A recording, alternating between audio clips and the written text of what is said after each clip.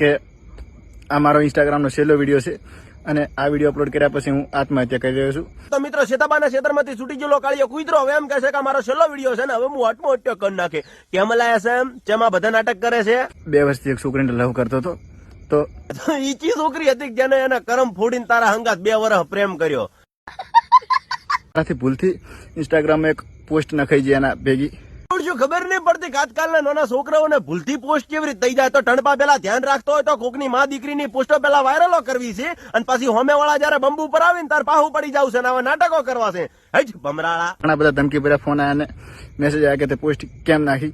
તને ધમકી નહીં આવે, તારી તો આરતી ઉતારશે કે એમ ઠાકોરે પોસ્ટ નાખી. અલ્યા કોકની માં દીકરીની આબરૂ તું કાઢે અને તારામાં સંસ્કાર શું છે? તું ઠાકોર કહેવાના લાયક જ નથી. ઠાકોર જાતને બદનામ જ તું કરો છો.